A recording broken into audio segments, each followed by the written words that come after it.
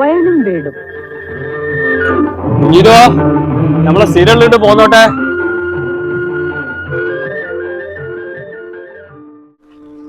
അനന്തം അജ്ഞാതം, അനന്തുവിന്റെ തട്ടിപ്പുകൾ.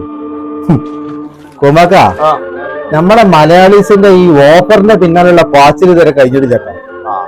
പകുതി പൈസക്ക് സ്കൂട്ടർ പറഞ്ഞിട്ട് അതിന്റെ പിന്നാലെ പോയിക്കണ്. അത് മലയാളക്കാരുടെ സ്വഭാവമല്ലേ. കുറഞ്ഞ കായ്ക്ക് മോല് കിട്ടി പറഞ്ഞാൽ അവിടെ സെയ്താവൂല മലയാളക്കാര്. ഞാൻ ഇപ്പൊ പത്രം വായിക്കലില്ല. പത്രത്തിലുള്ള വാർത്തകളൊക്കെ ഇങ്ങനത്തെ അല്ലേ. അപ്പൊ ഞാൻ ഇപ്പൊ റേഡിയോ കേൾക്കലാണുള്ളത്. ഒരു കണക്കിന് അതാ നല്ലത്.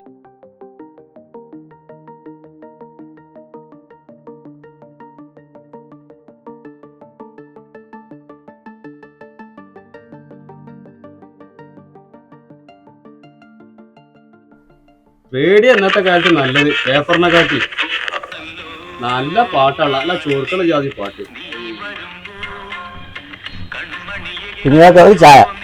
കറുത്ത പൊന്നിനും തിളക്കുള്ള പൊന്നിനും ഭയങ്കര വില. കുഞ്ഞിനാകെ ചോലയല്ല, ഒരു ബൈക്ക് പോവുള്ളതല്ലോ. എന്താ കുഞ്ഞിനാക്ക ഈ ബെഞ്ചിന് തുറച്ചുകൂടെ? ഇയാൾ കാൽമേൽ ആയേക്കാരോ? നിങ്ങൾക്ക് നിലത്തിരുന്ന് കുടിച്ചൂടെ? ഇതിന് കയറി ഇരിക്കണ. ഈ കൃഷിക്കാർക്കൊക്കെ ചായ പാട്ട് കൊണ്ടുപോയി വിട്ട പറയാം. ഇങ്ങോട്ട് വരണ. ഇയാളെ ചേല് പോലും കണ്ടൊക്കെ തോന്നും അടുത്ത പ്രാവശ്യം കർഷകശ്രീ അവാർഡ് കിട്ടാനുള്ളതാണ്.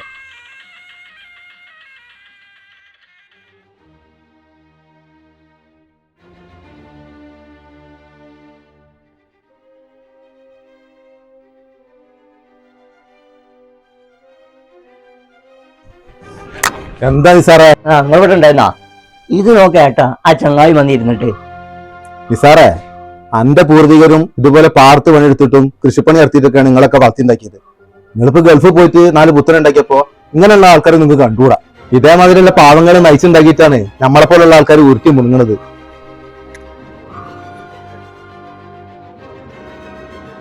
അതൊക്കെ പോട്ടെ, അന്റെ ബാപ്പാനേക്കാളും പ്രായമില്ല ചങ്ങായിക്ക്.